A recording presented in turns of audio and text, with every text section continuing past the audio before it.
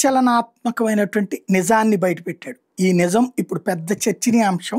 ఎందుకంటే నిన్నగాక మొన్న మన పహల్గామ్ ఇన్సిడెంట్ తర్వాతన దానికి ప్రతీకారంగా మనం కొట్టిన దెబ్బ ఇవన్నీ ఓపెన్ సీక్రెట్. ఇందులో దాచుకోవాల్సినటువంటిది ఏమీ లేదు. చావ చెతక బాధ వదిలిపెట్టాం, వాళ్ళ ఉగ్రవాద స్థావరాల్ని లేపేసాం. అట్లాగే దానికి ప్రతిగా వాళ్ళు డ్రోన్లతో అటాక్ చేస్తుంటే తాట తీసి వదిలిపెట్టాం. దానికి వాళ్ళు గిలగిల్లాడుకుంటున్నటువంటి వేళ నెక్స్ట్ స్టెప్ దాకా వెళ్ళిపోయాం. వాళ్ళకి ఎక్కడ ఏది వాళ్ళ అణు బాంబులు ఉండేటటువంటి స్థావరం మొహం మీద కొట్టాం. ఆ తర్వాత వాళ్ళకి సంబంధించినటువంటి కీలకమైనటువంటి ప్రాంతాన్ని కూడా దెబ్బతీసాం. ఏది వాయుసేన స్థావరాన్ని కూడా దెబ్బతీసాం. అమెరికా వాడే ఉచ్చబోసుకున్నటువంటి పరిస్థితి భారత్ కొట్టిన దెబ్బకి. ఎందుకంటే అందులో నూర్ మహమ్మద్ ఖాన్ సంబంధించినటువంటి ఏదైతే ఎయిర్ బేస్ ఉందో అక్కడ అమెరికన్ F-16లు ఇవి ఉన్నటువంటి ప్రాంతం.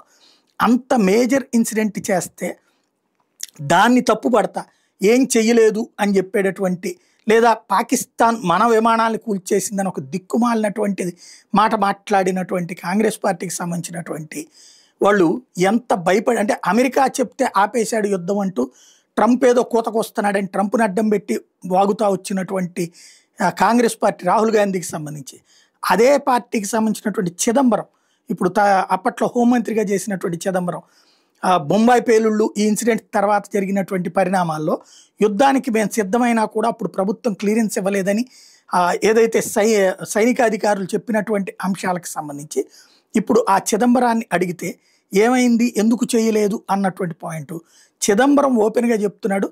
అమెరికా వాళ్ళ ఒత్తిడితో చెయ్యలేకపోయాము, వద్దనుకున్నాము అన్నటువంటి విషయం. ఇది ఇప్పుడు పెద్ద చర్చనీయాంశం అయింది. అంటే ఇంతవరకు పబ్లిక్కి చెప్పేది ఒకటి, వాళ్ళు చేస్తున్నది ఒకటి అన్నటువంటి విషయం అర్థమైపోయింది. అంటే అమెరికా వాళ్ళు చెప్తే మాట విని భారతదేశంని నాశనం చేయాలనుకున్న కుట్రలు పన్నినటువంటి వాళ్ళని కూడా వీళ్ళు కాపాడారు అన్న నిజం తెలిసేటప్పటికి ఇప్పుడు ఇది పోనీ ఏమై అబద్ధం కాదు. ఆయన ఇప్పుడు కొంతమంది సీనియర్ జర్నలిస్టులు సోషల్ మీడియా ప్లాట్ఫారాలు నడుపుతున్నారు కదా, యూట్యూబ్లు ఇట్లాంటివి పాడ్కాస్ట్లు, అందులో చెప్పుకొచ్చినటువంటి ఒక byte. Don't remember, the whole world was descending upon Delhi to tell us that don't start a war. For example, Condoleezza Rice, who was the then Secretary of State, flew in 3 days after I took over to meet me and the Prime Minister and to say, please don't react. I said, this is a decision which the government will take.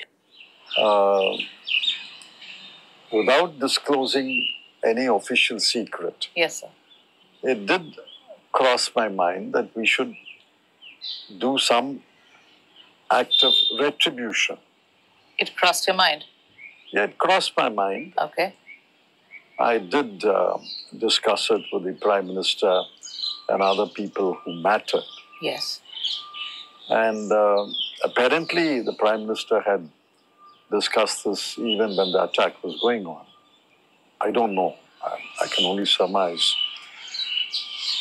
And the conclusion was largely influenced by the MEA and the IFS that we should not physically react to the situation. ఇది యుద్ధం చేయొద్దని వాళ్ళు చెప్పారు, మీరు వెళ్ళి యుద్ధం చేస్తే మంచిది కాదు, మేము ఇబ్బంది పడతాం అనేసి. అంటే పాకిస్తాన్ పబ్లిక్గా చేయించిన అరాచకానికి కూడా రివర్స్ యాక్షన్, ప్రతీకారం తీర్చుకోవద్దు అని అమెరికా చెప్తే ఆగిపోయారట. ఏదో ఒకటి చేస్తే బాగుంటుందని వీళ్ళు మనసులో అనుకున్నారట, దానికి కూడా వాళ్ళు వద్దన్నారట, ఆగిపోయారట. వీళ్ళు నీతులు చెప్పేటట్టు ఈ దేశానికి సంబంధించి. అదే మోడీ వచ్చాక ఒకసారి సైన్యం మీద పఠాన్కోట్ అటాక్ చేస్తే అక్కడికి వెళ్ళి POK మీద కొట్టొచ్చారు. రెండవసారి ఇక్కడ వచ్చి మనకు సంబంధించినటువంటి ఏదైతే పుల్వామా దగ్గర అటాక్ చేస్తే వాళ్ళ బాలాకోట్కి వెళ్ళి తలకాయ పగలు కొట్టొచ్చారు. మొన్న జరిగినటువంటి పహల్గామ్ ఇన్సిడెంట్కి ఆపరేషన్ సింధూర్ ఏకంగా యుద్ధమే చేశారు.